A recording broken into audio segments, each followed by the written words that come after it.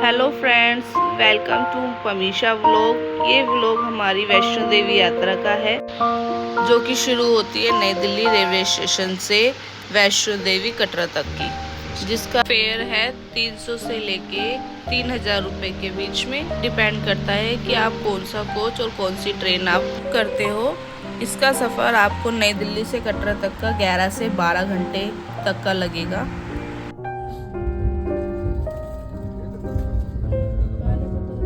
ये मेरी डॉटर रायशा, जिसकी फर्स्ट जर्नी है ट्रेन की, और वैष्णो देवी की भी इसकी फर्स्ट ही जर्नी है, जो कि इसने बहुत एंजॉय किया।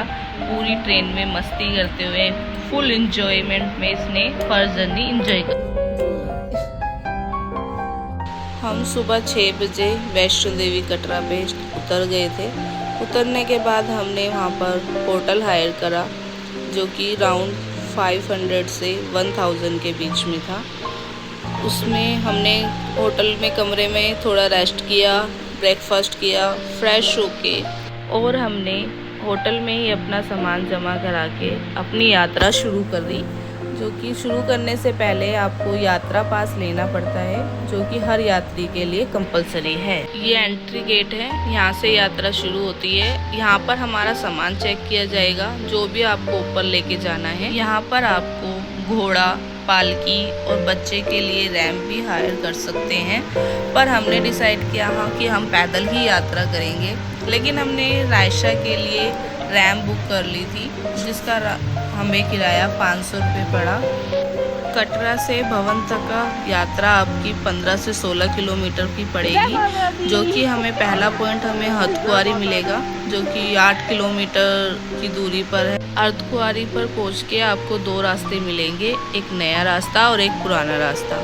नए रास्ते पे आपको बैटरी कार मिलती है भवन जाने के लिए, जिसका किराया 350 है, और पुराने रास्ते पे आप पैदल भी जा सकते हो और घोड़े से भी जा सकते हो। तो हमने तो वहाँ से भी पैदल जाने का डिसाइड किया था।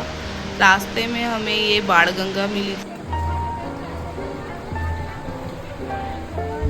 यात्रा के चलते हमने बीच बीच में ब्रेक ले लेके थोड़ा चले, थोड़े बैठे, थोड़ा खाया। फिर हम इतना थक गए कि हमें पैरों में मसाज करानी पड़ी। मसाज करा के थोड़ा रिलैक्स हुए और फिर आगे की यात्रा शुरू करी।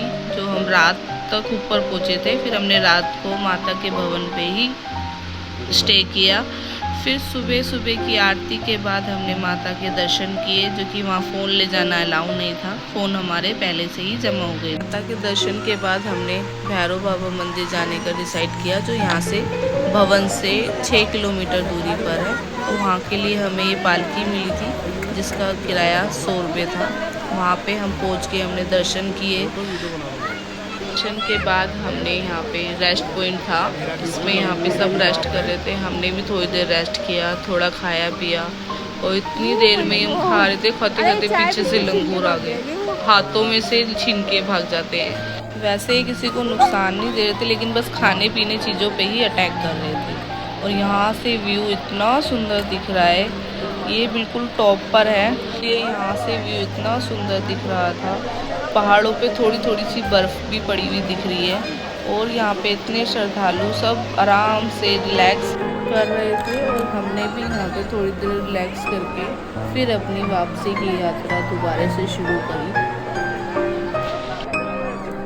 हमारी जर्नी बहुत अच्छी रही। हम लोगों ने 1-2 दिन एक्स्ट्रा ले लिए थे, क्योंकि हम पहली बार आए थे।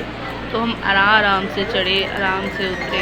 अगर आप लोगों के पास टाइमिंग की कमी हो, तो आप एक दिन में भी आना जाना वापसी हो सकती है, क्योंकि हम रात को ट्रेन से बैठिए, सुबह उतरिए, सुबह उतर के वहाँ से घोड़ा लीजिए सीधा भवन तक। वो आपको दोपहर को ऊपर भवन पे छोड़ देगा। वहाँ पे दर्शन करिए, दर्शन करके आप वापसी भी चलिए। घोड़े की जो सवारी है वो 24 घंटे खुली रहती है, आप 24 घंटे घोड़े पे आ जा सकते हो। लेकिन जो पालकी और बैटरी कार होती है, उसकी टाइमिंग होती है। Thanks for watching. Please like and share and subscribe.